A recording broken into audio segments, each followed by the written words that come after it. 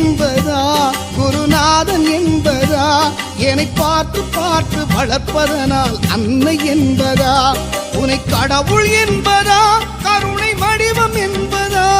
உன்னை கடவுள் என்பதா கருணை வடிவம் என்பதா ஐயா ஞானதானம் தந்த உன்னை தந்தை என்பதா